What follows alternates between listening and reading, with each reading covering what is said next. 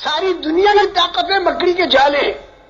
Atom bomb, hydrogen بم، Newton بم، یہ جتنی بھی طاقتیں ہیں خدا پاک کی قسم مکڑی کے جالے ہیں، کوئی حیثیت نہیں. اور مکڑی جالا تنتی ہے ویران گھر میں.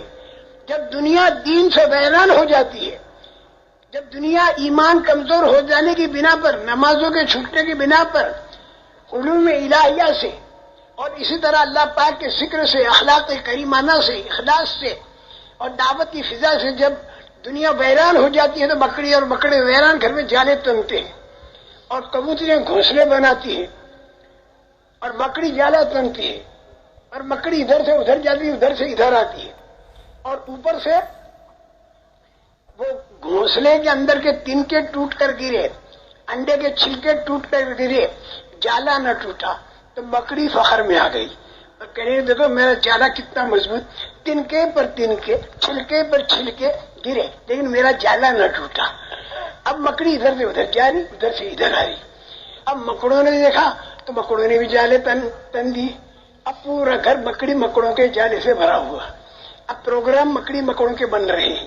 فلاں مکڑی فلاں جگہ سے چلی، فلاں جگہ پہنچی، فلاں مکڑے سے ملی، اتنے گھنٹے بات کیا، پھر وہ واپس آ گئی. فلاں مکڑا فلاں جگہ سے چلا، فلاں مکڑے سے ملا، فلاں جگہ پر اتنے مکڑے جمع ہوئے.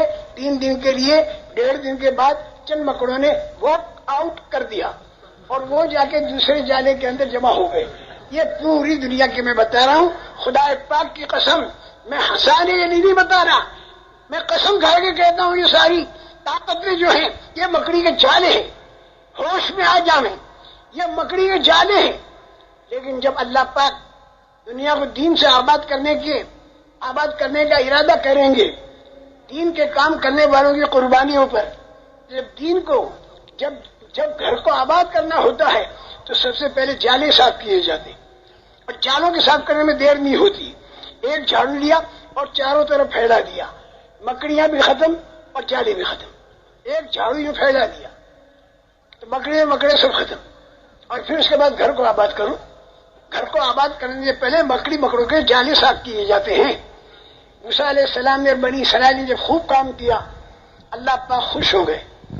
پھر اللہ پاک نے طے کیا کہ جالے صاف کرو، تو اللہ کے عذاب کا ایک جھاڑو آیا اور فرعون کا ملک کا جالا صاف. اللہ کے عذاب کا دوسرا جھاڑو آیا تو حامان کا وزارت کا جالا صاف.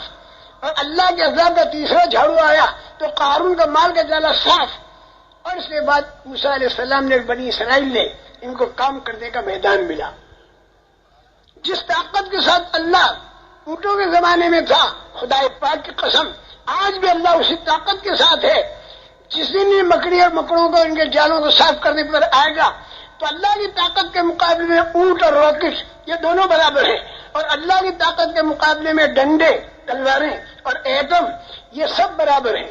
جس دن اللہ فیصلہ کرے گا تو اللہ کے فیصلے کی طاقت کا مقابلہ کوئی نہیں کر سکتا. ہم ساری دنیا کو دعوت دیتے ہیں کہ خدا کی طاقت کو تسلیم کرو تو تمہارے بیڑے پار ہوں گے، اور اگر خدا کی طاقت کو تسلیم نہیں کرو گے تو جب تک اللہ تمہیں ڈھیل دے گا پتہ نہیں چلے گا.